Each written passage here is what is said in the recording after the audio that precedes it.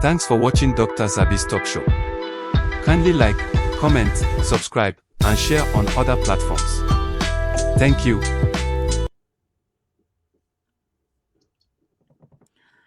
A kí gbogbo wa wípé a kú bójú ọjọ́ ṣe rí níbikíbi tí ẹ bá ti darapọ̀ mọ́ ètò yìí níbikíbi tí ẹ bá wà. A ní ṣé àlàáfíà ni a bá yín? Ọ̀dẹ̀ ọ̀dà bí? A dúpẹ́ lọ́dọ̀ Ọlọ́run, ọba tó láyé tó lọ́run, tó ti ṣọ́ wa títí di wákàtí kò ń ṣe agbára wa, kò ń ṣe mímọ̀ ṣe wa. Mo kí ẹ̀yin ìyá, mo kí ẹ̀yin bàbá, mo kí ẹ̀gbọ́n, mo kí àbúrò. Gbogbo ẹ̀yin olólùfẹ́ mi, a kí yín o. A máa ju wa ṣe ní agbára lọ́wọ́ Ọlọ́run. Bẹ́ẹ̀ náà ni mò ń rí àwọn kọ́mẹ̀ntì lórí àwọn fídíò wa náà nìyẹn tí mò ń rí láìkì tẹ̀ máa ń jù síbẹ̀ náà lórí Facebook àtòrí YouTube. Mo kí yín wípé Ọlọ́run tó láyé tó lọ́run kò ní ṣe ẹ̀yin náà lẹ́yìn nìkan. Àtẹ̀yìn tẹ̀tẹ̀ fi negative comment síbẹ̀, a kí yín. Èèyàn ní owó bí tá wà, ká dúpẹ́ lọ́wọ́ ẹni tó mọ́ni lójú. Mo mọ̀ wípé lágbára lọ́wọ́ Ọlọ́run èyí tó dà ò ní bàjẹ́ nínú ọ̀rọ̀ wa. A ní jà àjàfọ́jú, a lè bára wa jà kékeré náà ni bọ́ ọmọ ìyá wọn bàbá náà lájọ jẹ́. Kọ́lọ́run kò ṣe dáadáa fún èmi àti yín. Tó bá jẹ́ gbà àkọ́kọ́ tẹ máa kọ́ darapọ̀ mọ́ mi lórí ìkànnì yìí, èmi ọmọ yín àbúrò yín olólùfẹ́ yín Dr. Zabby Talk Show. Ààyè ọpẹ́ yọ ṣó yọ lọ́dọ̀ ti yín náà. Mo mọ̀ pé lágbára lọ́wọ́ Ọlọ́run èyí tó ti yọ ò ní bàjẹ́. Oore ayọ̀ ìdùnnú ta tí wàá wojú Ọlọ́run ọba fún náà á tó wa lọ́wọ́, á tó wa lẹ́nu, ajájẹmọ́nu wa ní agbára lọ́wọ́ Elédùmarè. Èwo la tún mú wá fún yín lọ́jọ́ títí òní yìí? Ipe ká jọ gbéyẹ̀wò gẹ́gẹ́ bá ṣe máa ń gbé tó wa wò, tá a máa ń jọ gbéyẹ̀wò pẹ̀lú àwọn kọ́mẹ̀ntì yìí náà fi máa ń fi àgbéyẹ̀wò yín náà bẹ́ẹ̀ ṣe fíò tẹ̀ máa ń fi sílẹ̀ ń bẹ̀ ẹ̀ ṣe gan ni. Ó ṣe ní láàánú. Ó ti pẹ́ ta ti máa ń sọ. Ó ti pẹ́ ta ti máa kí tiẹ̀ nìdí gan, because tá bá ní ká wo ọ̀rọ̀ yìí, ẹ máa rí wípé àwọn tó wà ní outsider, àwọn tó ń jẹ́ diaspora, àwọn tó ń wà ní ẹ̀yìn òkun, kódà gan ẹni tó wà ní Ghana, tó wà ní South Africa, tó wà ní Togo, tó wà ní gbogbo Africa continent, gbogbo Africa pátápátá, ká má wá sọ tìlú òyìnbó. Ọ̀rọ̀ yìí ń dùn wá, ó ń ká wa lára. Wá mọ reason tó fi wá jẹ́ wípé àwa tí a gbégbá ọ̀rọ̀ Yorùbá nation, àwa pọ̀ ju àwọn tó wà nínú ilẹ̀ Yorùbá gangan lọ. Ẹ máa rí ìdí o. Máa fi díẹ̀ máa fi wọ̀nyí, a máa jọ gbé ìdí ẹ̀, a máa jọ gbé yẹ̀wò. Torí kí ni wípé wọ́n ní àjò lè dùn kó dàbí ilé. Àjò lè dùn kó dàbí ilé, kò possible. Bọ̀ ó wá jẹ́ wípé bọ́lọ́run ṣe kádàrá ìrìn àjò ayé àwa Áfíríkà.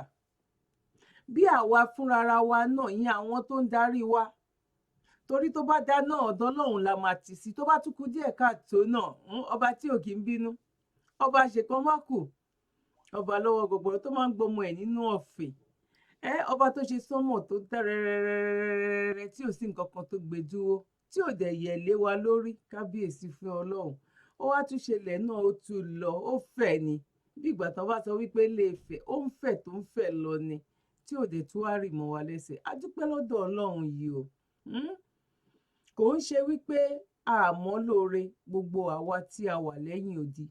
A mọ̀ lóore. Àánú la rí gbà. Àánú la rí gbà. Torí pé kí ni? Lọ́wọ́lọ́wọ́ tí à ń sọ̀rọ̀ yìí, àwọn èèyàn tiẹ̀ fẹ́ káwọn tiẹ̀ lọ gbé Ghana. Kò sí ọ̀hún rí opportunity ẹ̀. Ìwọ tó wà ní Ghana tàbí wà ní South Africa, kódà gan tó wà ní Kútọ́nù pàápàá, àánú lórí gbà. Àánú ni. But still yet bó ṣe wá jẹ́ àánú náà, kò tún dùn mọ́ wa nú. Nǹkan tẹ́ fi rí nìyẹn tó fi jẹ́ wípé àwa tí a wà lẹ́yìn odi, àwa la pọ̀ nínú ọ̀rọ̀ Yorùbá nation. Torí pé Ọlọ́run ti mú wa kúrò ńbẹ̀. Ó wá jẹ́ kí òye yẹn wá yé wa dáadáa wípé kò sí bó ṣe lè jẹ́sẹ̀, a gbọ́dọ̀ fi ikú wé orun. Kò sí bó ṣe lè ṣe kí ni, a gbọ́dọ̀ fi ikú wé orun. Tí ò dẹ̀ wá rí bẹ́ẹ̀ tẹ́lẹ̀tẹ́lẹ̀. Ẹ wo 60s.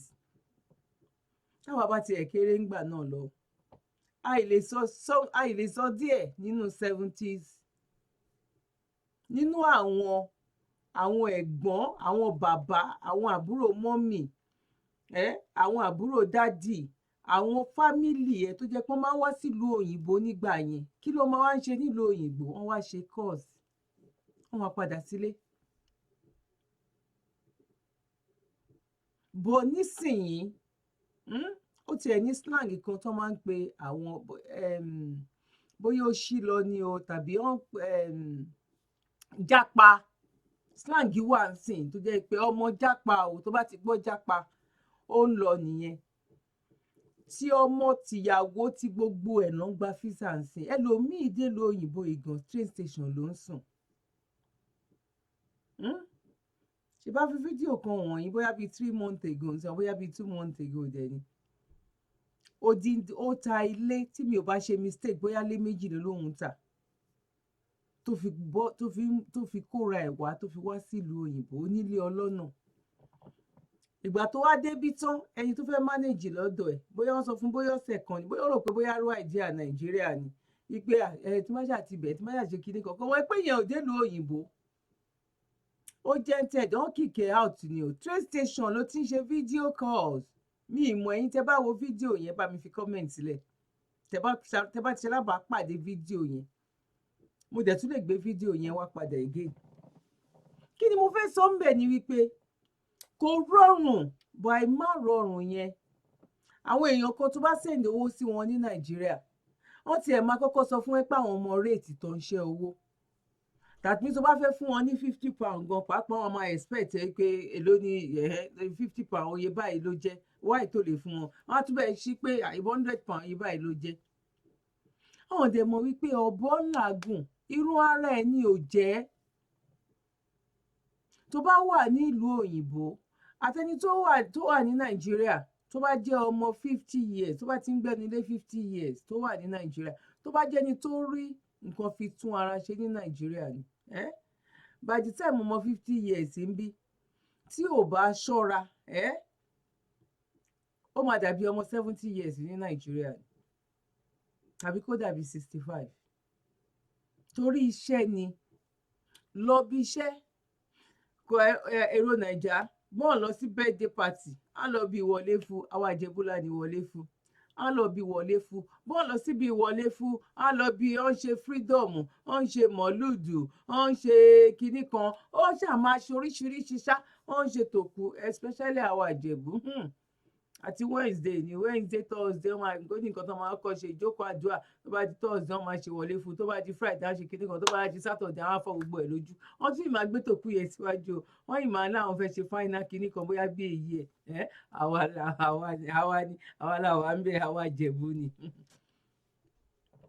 bọ́dà mi àti sísà mi fídíò tí mo fẹ́ mú wá yìí ó pani lẹ́kún mi ò mọ bí mo ṣe lè sọ ó ti máa ṣẹlẹ̀ ó dẹ̀ máa ṣẹlẹ̀ lọ táyé máa fi parẹ́ ni àyàfi tí Ọlọ́run bá pín wa ní ìlú tó ń pè ní Nàìjíríà torí èpè kọ́ máa fún yín ní àwọn examples tó fi jẹ́ pé àdúrà ẹ pé kọ́lọ́run jẹ́ kí ìlú yẹn dà kó tó bí ìyá ẹ̀ náà ti ń ṣerú àdúrà yẹn kán tó bí ìyá tiẹ̀ kán tó bí ìyá tèmi náà ti ń ṣe àdúrà wípé Ọlọ́run jẹ́ kí Nàìjíríà dà Ọlọ́run jẹ́ kí Nàìjíríà dà ní gbogbo Nàìjíríà ibi tó ti ń ṣe prayer ní ojoojúmọ́ ó yẹ kí Nàìjíríà ìyẹn lè máa fi mọ̀ wípé àwọn nǹkan míì wà èpè kọ́ àdúrà ọ̀ èpè kò òun kọ́ ló máa yí padà àdúrà tó ń ṣe ní Nàìjíríà ni mo fẹ́ sọ tó ń ṣe ní ojoojúmọ́ kọ́ every minute wọ́n ṣe ń la gómìnà náà wá pé aláwàpá lọ́wọ́ máa ṣe gbogbo ẹ̀ àdúrà yìí náà dẹ̀ ni kò dẹ̀ tún nǹkan ṣe bóyá kó kúkú stop àdúrà gan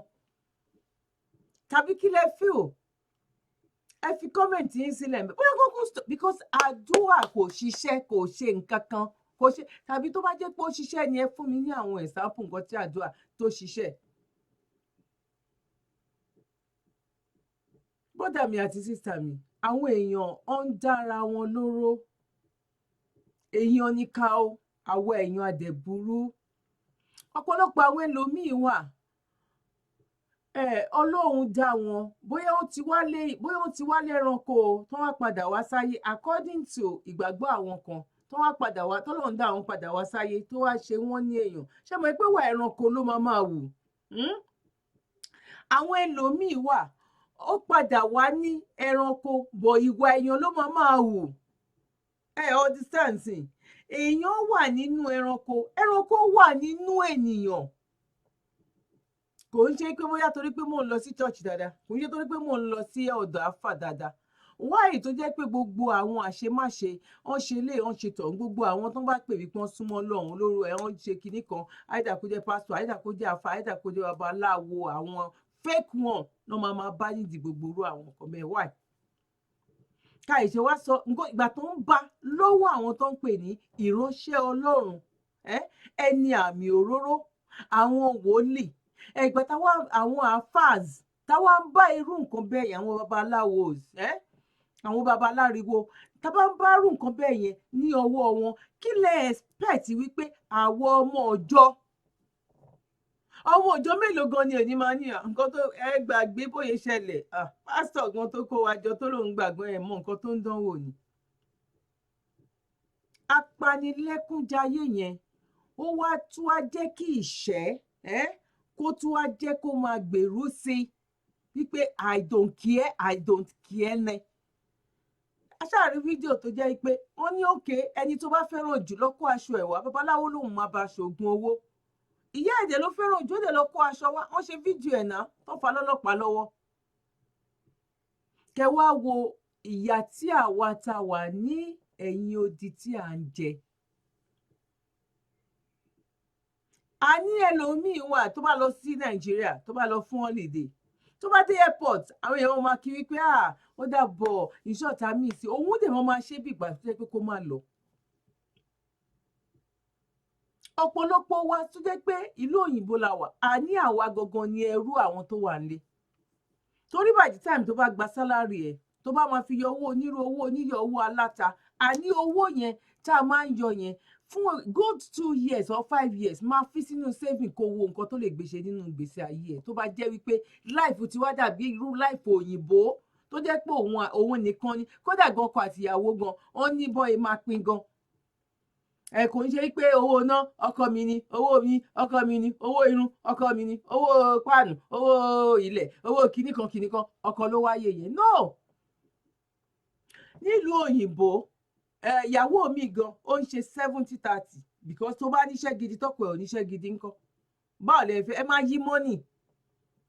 Ìlú òyìnbó Nàìjíríà ló ti jẹ́ pé ọkọ ṣáà ló máa wá gbogbo ẹ̀ lọ. Ìyàwó mi gan á máa dájọ́ gan, ọkọ gan ò rájọ dá.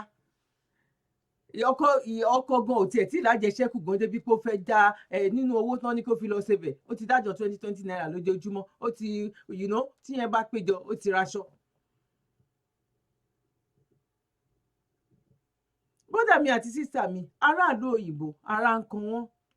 Ẹ̀yin ní Nàìjíríà tí NEPA bá wá tán bá fẹ́ wá jáná ẹ lè sáré bá wọn sọ̀rọ̀ ẹ̀ẹ́dẹ̀gbóye kan ẹ máa ṣùlé wọn lọ́wọ́. Nílùú òyìnbó kò sí nǹkan tó jọ bẹ́ẹ̀, nǹkan tó bá lò òun ló máa san. Bó jẹ́ gáàsì náà ní bó san ajá, bó jẹ́ wípé kò ń ṣẹ́jú bọ̀ wàá lo nǹkan tó jẹ́ pé wàá lè san ni. Bẹ́ẹ̀ náà ni road tax náà nìyẹn. O ò lè páàkì mọ́tò síwájú ilé ẹ̀ àyàfi tí ilé ẹ̀ tó bá ní gàrájì. Kó kàn páàkì mọ́tò sí hallway nínú street tí mọ́tò ọlọ́pàá bá kọjá ń bẹ̀, sáìn ti wà ń bẹ̀ tó kàn máa fún wọn ní sáìn wípé plate báyìí kò sí road tax tàbí kò sí insurance nínú ẹ̀. Ọ̀ ní ìdí àti nǹkan tó ti wà nínú mọ́tò wọn tó máa fún wọn ní sáìn yẹn. Tọ́ dẹ̀ máa padà tó máa wá fún ní fine níbẹ̀ ọkàn tó ẹ̀ ó depend. Gbogbo nǹkan tẹ̀yìn mú jẹ ní Nàìjíríà yìí àwa ò lè rí mú jẹ ń bí, àwa ò dé sọ wípé ká gbé irú ìgbésí ayé yẹn bó ọmọ bó ò ṣe ò jẹ òun ló wà nílùú òyìnbó. Tó bá ń ṣe wípé àkíní kan oye tí wọ́n ń san ní Nàìjíríà yìí, oye tí òun ń san lóṣù, aráàlú òyìnbó oye tó òun ń san ní oṣù kan òun ni wọ́n máa san bóyá fún 10 years. 10 good years oye tó òun san fún oṣù kan. Bìkọ́ ẹlòmíì tó lọ gba bóyá lọ gba Alexi bìkan sì tó ń san 120 tàbí ó ní 85,000 tí òun sọ àwọn tán lọ gbé nínú VI ní aṣọ o. Ẹgbẹ́ jẹ́gẹ́dẹ́ tẹ́lòmíì wà tó jẹ́ pé inú ilé tó ń gbé 1,500, 1,800, almost 2,000 gan lẹ́lòmíì san lóṣù. Ẹlòmíì ń débi mẹ́nu bí ìgbà tó jẹ́ pé òun náà ń dájọ́ yẹn náà nítorí ọjọ́ iwájú. But at the end of the day, tó bá wá yọ nínú yẹn, tó yọ nínú ilé owó road tax, owó insurance, owó kìnnìkan, owó medication, bóyá ó sìkì ọ bóyá ọmọ sìkì tàbí owó dípò èlò ló wá kù. Gbogbo àwọn tó wà nílé yẹn hàn peter tó wà nílùú òyìnbó ń rálà lú òyìnbó yẹn bí ìgbà tó jẹ́ pé ṣẹ̀kẹ̀rẹ̀ owó ni ṣọ́ tó bá tutọ́ sílẹ̀ báyìí owó ni. Ẹlòmíì wà nílùú òyìnbó yìí tó bá ń lọ sí Nàìjíríà ó máa lọ gba owó ní báǹkì tó fẹ́ fi ra tíkẹ́ẹ̀tì ní. Ẹ jọ̀ọ́ bá mi fi kọ́mẹ̀ntì sílẹ̀ tó bá jẹ́rọ̀ ọmọ pa. Ó lọ gba loan tó fẹ́ fi ra tíkẹ́ẹ̀tì, bóyá ó fẹ́ ra tíkẹ́ẹ̀tì 1,200, bóyá ó fẹ́ ra tíkẹ́ẹ̀tì 800, bóyá ó fẹ́ ra tíkẹ́ẹ̀tì 2,000 or 1.5 1.8 something like that. Ó depend lórí tíkẹ́ẹ̀tì tó bá fẹ́ ra. Ẹlòmíì lọ gba loan ni, kódà gan nínú loan tẹ́lòmíì lọ gbà yẹn òun ló máa yọ nínú ẹ̀ fi ṣe shopping. That means to say nínú aṣọ tó wọ̀ gan gbèsè wà nínú ẹ̀. Whereas tó wá délé tó bá kàn ń já tàgé aṣọ tó ń wọ̀ máa ní èmi ni màá mélé mọ nǹkan tó wà nínú ẹ̀ pé gbèsè ni, aṣọ gbèsè ni. Ìyẹn lèèyàn kan máa wá fi owó ránṣẹ́ sí àwọn ọ̀dájú, àwọn apanijayé mi tó jẹ́ wípé wọ́n máa wá ṣòwò yẹn. Wọ́n máa ṣe tó jẹ́ wípé wá máa regret ara ẹ wípé kí ló tiẹ̀ mú ẹ ní family ní àkọ́kọ́ náà. Number 2, kí ló mú ẹ láti ẹ̀ tí máa ná owó ẹ sínú ara ẹ nílùú òyìnbó tó wà. Àwọn ẹlòmíì wà ojú àfọ́fọ́ tán ló ń fi ọ̀rọ̀ Nàìjíríà náà fi ń ṣe ìjà ló ń dálẹ̀ hàn tí ẹ̀ dá sẹ́bí hàn dá sára mọ́. Mo mọ̀ wípé ó lè jẹ́ mo mọ̀ wípé ní ìkọ̀kan nínú wa a lè ti pàdé fídíò yìí bọ̀ ṣe mọ̀ wípé bóníkálukú máa ṣe gbé tiẹ̀ kalẹ̀ ọ̀tọ̀ọ̀tọ̀ ni. Ṣé tẹ̀ mọ̀ pé nǹkan tó wà nílẹ̀ yìí àwa ẹni tó wà ní òyìnbó ó kàn dáadáa, ó kàn bí ẹyin ojú, ó rí àlàyé yẹn láti ṣe. Torí ẹlòmíì ó kàn fẹ́ save owó ipò kéjé kí n tiẹ̀ ní nǹkan ní Nàìjíríà. Ó ń wo èjì ẹ̀ wípé báwo nìkan lè máa jáde bóyá kóun tiẹ̀ lọ wàhálà yìí ti pọ̀ jù, tó bá máa tó gbà kan kóun tiẹ̀ lọ́lé, tóun bá dẹ̀ ti ní eléyìí tóun ti lélẹ̀ kí lóun tún wá ká kóun máa ṣe kinní kan. At the end of the day kó wá máa ṣe nǹkan yẹn bóyá bíi 10 years 8 years kó tí wá máa wògbà tó máa relax yẹn níwájú pé ó máa tiẹ̀ tó bá máa ṣe 3 years sí ẹbí mo ti ṣe kinní kan mo ti ṣe kinní kan tó bá máa fi ṣe kinní kí n kàn lọ́lé kí n máa lọ kí n máa padà ní màá rí nǹkan kan máa wọlé fún mi bẹ̀ kó wá délé kó lọ bára ẹ̀ ní kolobo. Tó dẹ̀ jẹ́ pé most nínú wọn gan pàápàá tó ń ṣe kinní yẹn ó ń gba loan ó ń gba gbèsè ni. Èyí tí ò gba gbèsè bẹ́ẹ̀ ṣe máa ń dájọ́ àwọn alájọ wà ní òyìnbó. Ẹ̀yin tẹ́ bá mọ̀ nípa ẹ fún mi ní kọ́mẹ̀ntì ńbẹ̀. Tó bá jọmọ Nàìjíríà any post tó bá ń kó wà wo máa mọ̀ nípa ipò máa ń dájọ́ àjọ every month ẹ máa jẹ́ group ẹ máa dájọ́. Ẹ lè jẹ́ 10 ẹ lè jẹ́ 20 àwọn míì tí ń ṣe gan more than 15 years ago gan tèmi ti mọ̀.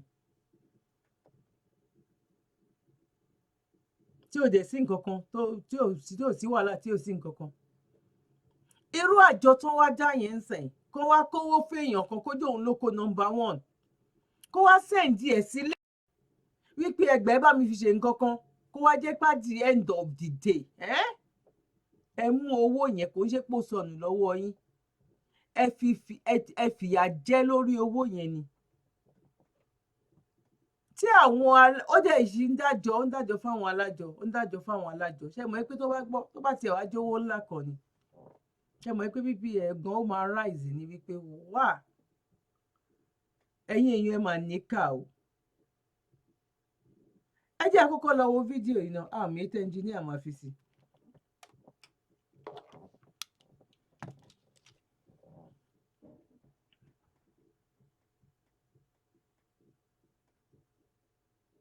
Oh my goodness. Oh my goodness.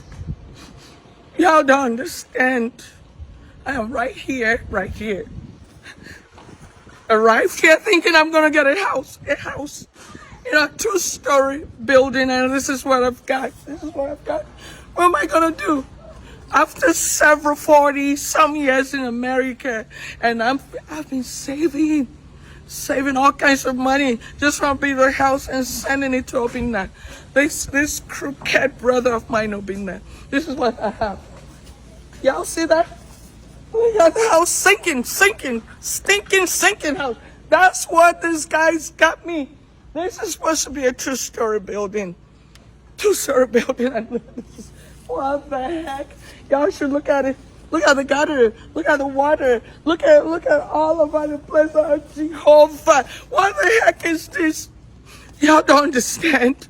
You sit down and you work 3 jobs in America. You know, just work 3 jobs. You got to take care of your brother. You got to take care of your brothers and sisters. You got to take care of your nuclear family. Then you have to take care of your parents. Have to take care of all. And above all, then you save. You go into take all kinds of loans. And then this is what I've got. I have not. I trusted my brother. I trusted my brother. And I've been asking my parents, are you sure? Are you sure this little boy or this will be nice taking care of my stuff? And my parents said yes.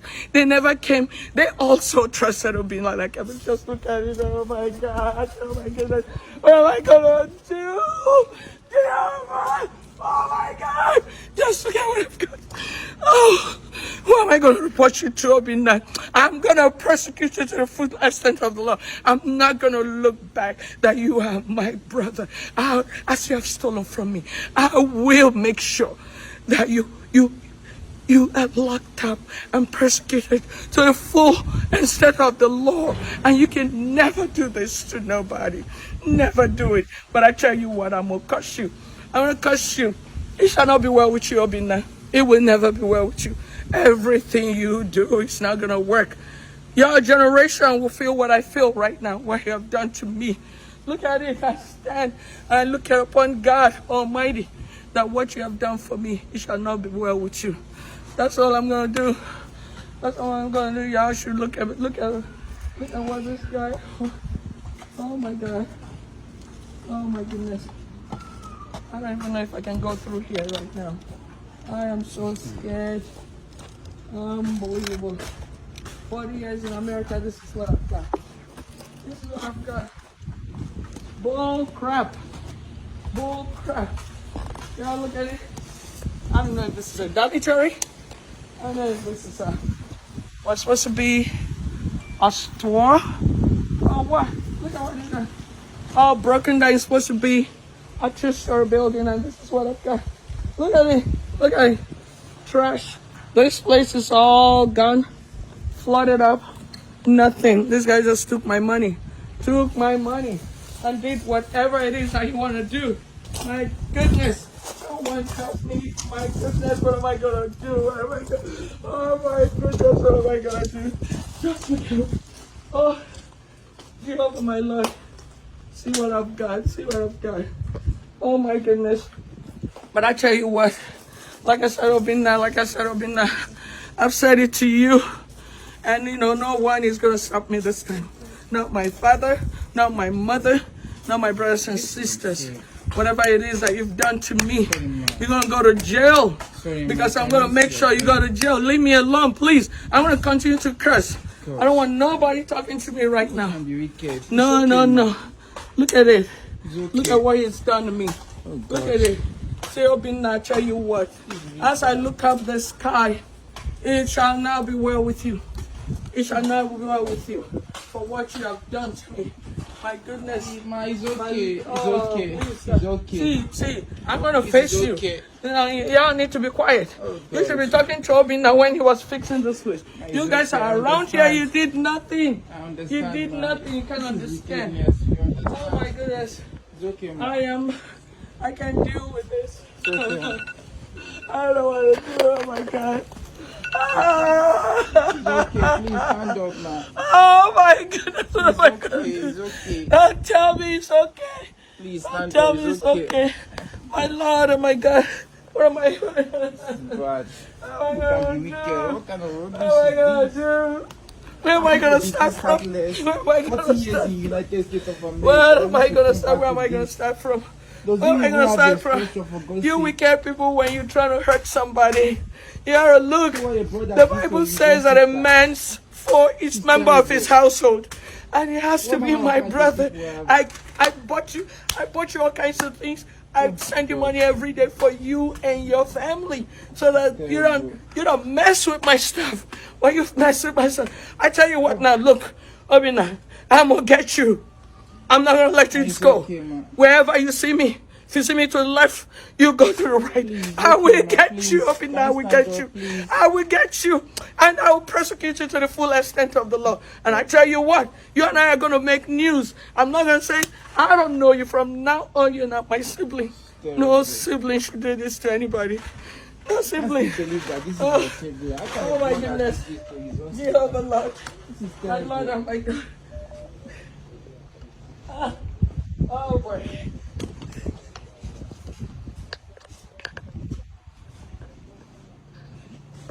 Ah, ẹ̀yin ìyá ẹ̀yin bàbá ẹ̀yin ẹ̀gbọ́n àtàbúrò ṣebí mo sọ fún yín rárá ẹrọ píkṣọ ẹ̀ sílẹ̀ bẹ̀yìn ṣebí mo sọ fún yín náà ẹ wo gbogbo nǹkan tó sọ kò sí nǹkan kan tó change ọ tó yàtọ̀ nínú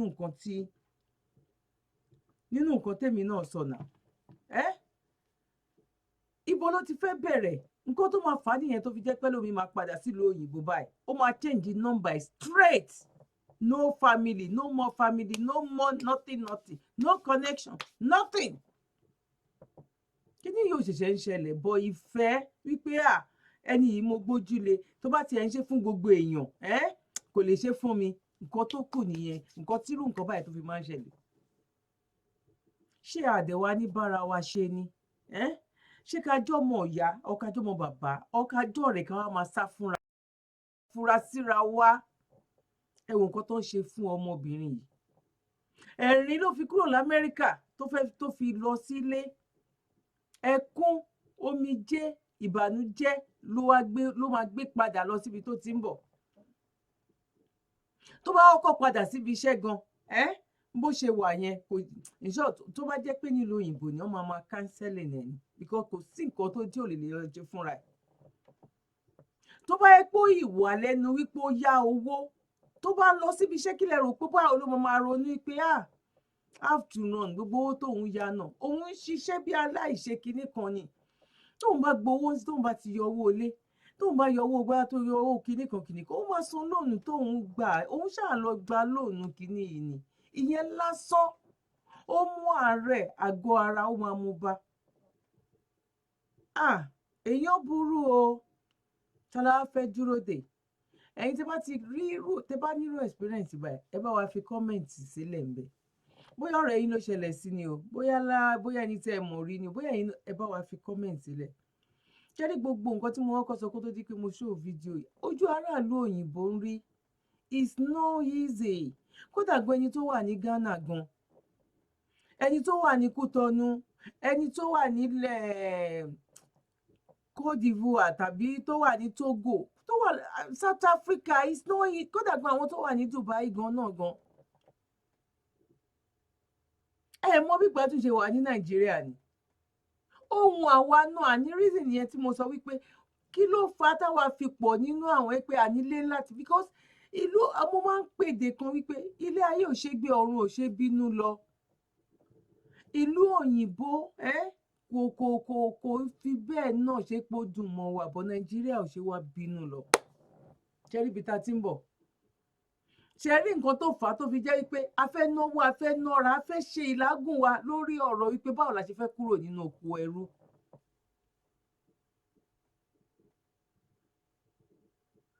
Ará Nàìjíríà tó wá lọ síbi iṣẹ́ Monday to Friday most ní Nàìjíríà most bóyá bíi afẹ́ni sọ pé bóyá bíi 50-50 or 60 bóyá 60-40 ṣá tó jẹ́ wípé wọ́n ń ṣiṣẹ́ weekend báyìí gbádùn ni wá dánrú ẹ̀wò nílò òyìnbó ẹlòmíì gan bóyá weekend tó gbà gan nínú àárín ọdún kan gan because depend lórí rota bí iṣẹ́ ẹlòmíì weekend níṣẹ́ ló máa ìgbà tó tiẹ̀ níbi òun lọ èèyàn mélòó gan ló ń lọ ìgbà tí covid tún wá dé covid tún wá ba gbogbo ẹ̀jẹ̀ pátápátá ṣe mọ̀ ẹ́ pé àwọn kan wà tẹ́lẹ̀tẹ́lẹ̀ kó tó di pé covid dé yẹn wọ́n máa ń rawọ́ ẹ̀bẹ̀ tó fi jẹ́ pé rota àwọn ipa bóyá ọjọ́ sunday o oníṣọ́ọ̀ṣì máa lọ church alásàlátù máa lọ àsàlátù ṣe rí covid yẹn ó fọ́ nǹkan gan gbogbo most àwọn tó ń lọ àsàlátù tó ń lọ sí kinní yẹn bá in short bóyá covid a covid 70% lọ kó pa wọn bọ̀ ó kó wọn padà sílé láì má tiẹ̀ lọ church láì dá má lọ àsàlátù mọ́.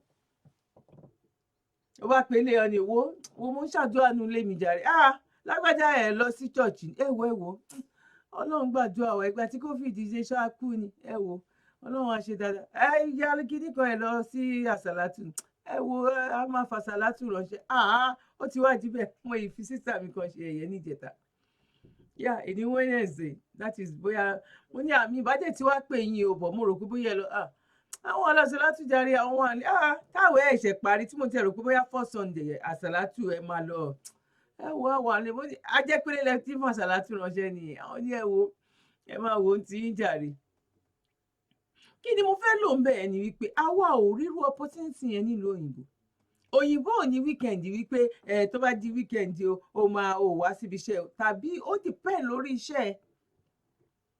For example ní bóyá ẹni tó ń teach ẹni tó ń ṣiṣẹ́ ní school ó mọ̀ pé for sure Monday to Friday nìyẹn ó mọ̀ pé Monday to Friday àwọn iṣẹ́ tó tiẹ̀ pọ̀ jù àti Monday àti Tuesday gbogbo kínní ni tó bá fẹ́ lọ fún holiday báyìí níbi iṣẹ́ tipátipá ló máa fi rí 2 weeks yẹn gbà ó tún wá lè lò pé 2 weeks tó bá máa rí gbà yẹn ní jẹ́ kó lò pé àyàfi tó bá béèrè fún unpaid holiday dípò òkè mo fẹ́ lò 3 weeks mo fẹ́ lò 4 weeks àdẹ̀wò àárọ̀ tó dáa pa fún wọn ni ẹ má sanwó fún mi fún 2 weeks ẹ wo nǹkan tó tún máa short torí pé ó tiẹ̀ sùn kóun tiẹ̀ lọ fara yílé kóun tiẹ̀ gbatẹ́gùn kórí òun má tiẹ̀ kó má wá lọ́ọ̀kì sílùú òyìnbó yìí 2 weeks holiday yẹn tó bá máa calculate kò lè lójú 12 days lọ ní Nàìjíríà lọ kò lè lójú 12 days lọ because by the time tó bá máa fi sẹ́pọ̀ òun gba holiday òun kúrò ń bí òun tún kúrò lọ́hùn bóyá bíi 10 days ló wà lóhùn fi gbogbo ẹ̀mú tó máa bọ́ sí rush ṣáwá fẹ́ fi wé ẹni tó wà ní Nàìjíríà tó jẹ́ pé ó ti rọ́ lọ láàárọ̀ ó ti rọ́ padà sílé lálẹ́ ó ti lọ sọ́fíìsì ó ti padà bá tiẹ̀ mọ̀ pé bóyá ó dọ̀pù kò sí náà kò sí nǹkan kan bọ́ tó bá ṣe gbogbo ẹ̀ fún wa kò ń ṣe 100% 150% ló fi bẹ́tà ló òyìnbó tó bá jẹ́ gbà tí náírà wà ní tó wà ní 1 to 1 tó bá jẹ́ pé ìgbà yẹn bó ṣe rí náà nìyẹn owó wa ti bàjẹ́ kọjá bó ṣe yẹ ń sìn yìí owó yẹn ti bàjẹ́ ojoojúmọ́ ló ń fọ́ ni torí ẹ̀ brọ́dà mi àti sísá mi ẹ ṣàánú aráàlú òyìnbó ẹ ṣàánú aráàlú òyìnbó tó bá aráàlú òyìnbó ìṣọ́ tó bá fún ẹ ní penny appreciate ẹ̀ tó bá ní kó bá òun ṣe nǹkan irú eléyìí tẹ́lẹ̀ yìí ṣe ta lèèyàn fẹ́ dúró dè ta ló fẹ́ sá fún sẹ̀ aráàlú òyìnbó yẹn bí ìgbà tó jẹ́ pé ó kàn lọ síbì kan ó lọ káwó yẹn láti ibì kan ni ọmọ ẹgbẹ́ lómi gan da ibi mọ́nú ó pa ibi mọ́nú tó fi fún ẹ ní nǹkan tó fún ẹ yẹn ni wàá tún máa fẹsẹ̀ jọlẹ̀ wàá tún máa ṣe attitude sí wípé ẹ wo nǹkan tó fún mi ṣé wọ́n ló rán lọ ni tàbí ó mọ bó ṣe ń rí owó yẹn ó mọ irú iṣẹ́ tó ń ṣe ó mọ nǹkan tó ń go through ó mọ bóyá ó tiẹ̀ ìrówó ilé ẹ̀san gan pàápàá. ẹ jẹ́ ká kọjá lọ sí fídíò kejì.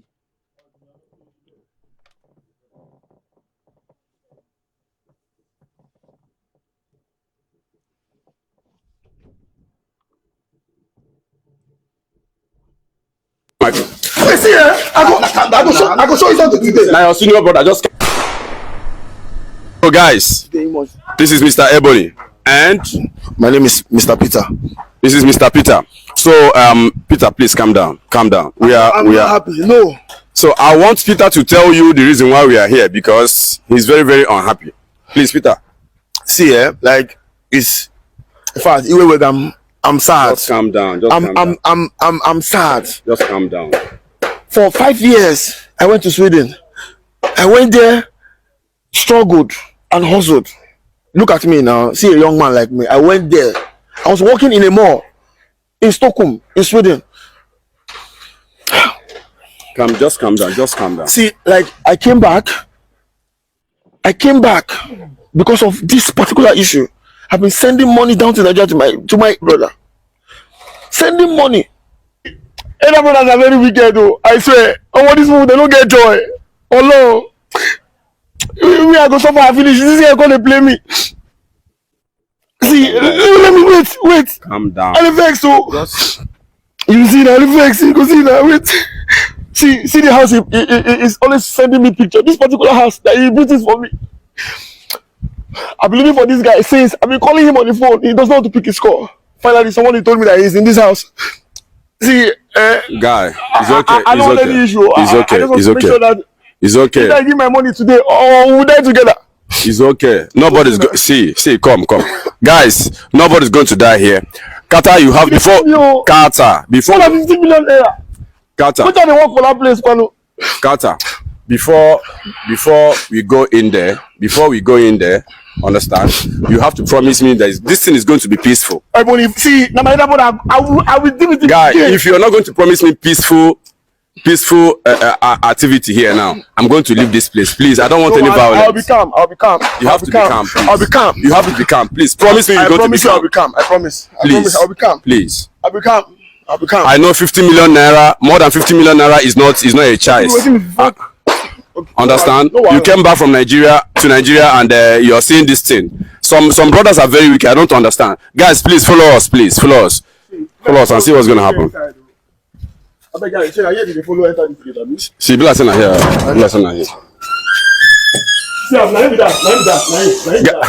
Carter, hold on. Guy. What is this? Robert. Carter. Since when they call you? Carter. And they call you for phone since.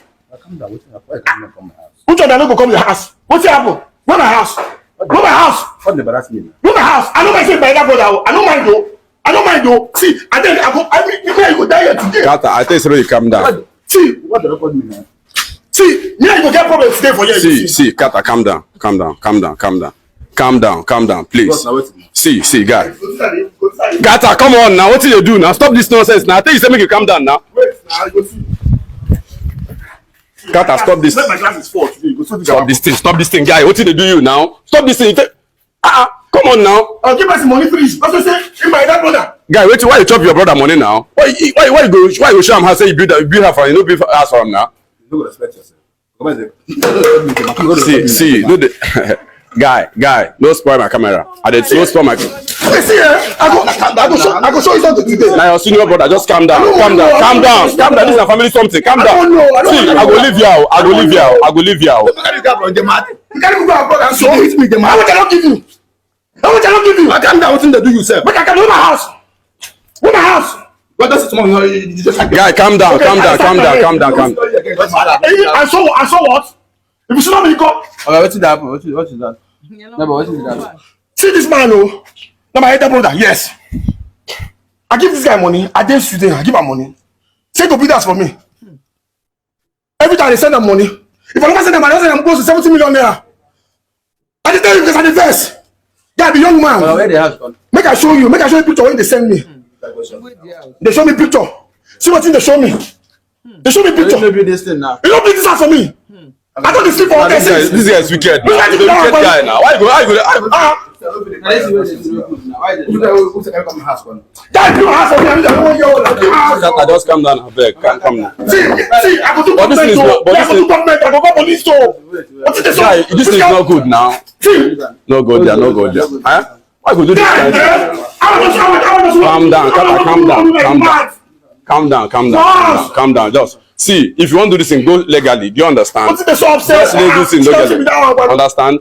See, don't need to fight. See, come on, we settle this thing now. Where my house? Carter, leave this guy. Where my house? Carter, leave him. No, other brother, leave him. I go show you something, oh. We will settle this time amicably, guy. You dey leave me for wetin? I don't even want to show my money. One guy, they fuck up. He be devil. Eh? I go chop your younger brother money like that. Just the talk. You know even do remorseful. I don't even see anything there. Carter, come now. Stop this thing. Carter, you tell me say this thing go dey peaceful. See. Now to come know. I respect you. Now to come know where your brother live. Now to come now. You don't see where they live now. Stop this thing. No they fight. No they. Bàbá mi àti ìyá mi ẹ̀gbọ́n mi àtàbúrò mi ṣe rí nǹkan tó ń ṣe fáráàlú òyìnbó èyí tó bọ́ sáyé ayélujára lélẹ́yìí o àìmọye ẹni tí èyí tó bọ́ sí ayélujára àìmọye àwọn ẹlòmíì tó jẹ́ pé oògùn kà nǹkan aburú náà tún lọ ń ṣe sí àwọn ẹbí wọn torí pọ́n ti gbowó ọ̀ǹdẹ̀ fẹ́ jẹ́ káṣírí tútù.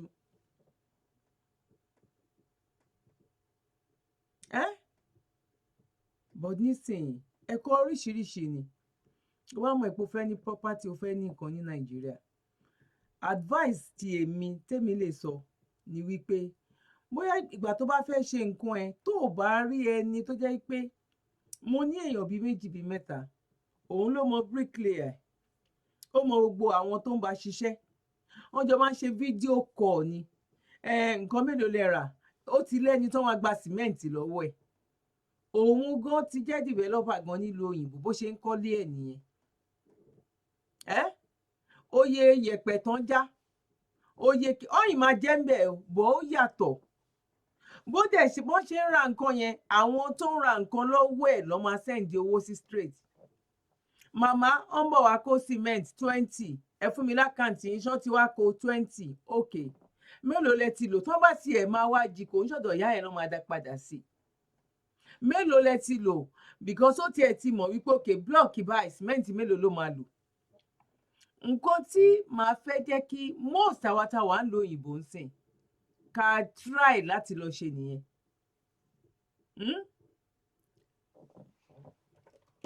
Mi ò mọ kí ló dé tí náà yẹn touch ló wá dé. ẹ jẹ́ kí n tètè round the up mi ò mọ kí ló dé tí náà yẹn touch oh my god. Ọlọ́run á ṣe dáadáa fún wa Ọlọ́run ò ní dojú ọ̀rọ̀ wa rú èyí tó dà ò ní bàjẹ́ ní agbára lọ́wọ́ Ọlọ́run àdúrà wa gba ojú òní tiwa bọ́dà mi àti sísítà mi nǹkan méjì mẹ́ta ni màá fẹ́ kó ó sọ wá di disco kínní ni o disco kínní ló ń fún wa níbí báyìí o mi ò mọ nǹkan tó ń ṣe wáyà yẹn on touch ẹ bá wa share ètò yìí ẹ bá wa share ètò yìí tẹ bá wa share ẹ bá wa share ètò yìí kẹ bá wa fi comment sílẹ̀ kẹ bá wa subscribe ẹ̀yin tó bá jẹ́ nígbà àkọ́kọ́ tẹ kọ́kọ́ darapọ̀ mọ́ wa Ọlọ́run á gbàdúrà wa á dá fún wa lágbára Ọlọ́run kò ní yẹ̀ sílẹ̀ ẹ ṣé gan ni èmi àbúrò yín ọmọ yín olólùfẹ́ yín Dr. Zabby Talk Show ayé ọpẹ́ ayọ̀ fún gbogbo alágbára lọ́wọ́ Ọlọ́run one love gbogbo lé God bless you bye for now. Thanks for watching Dr. Zabby's Talk Show. Kindly like, comment, subscribe, and share on other platforms.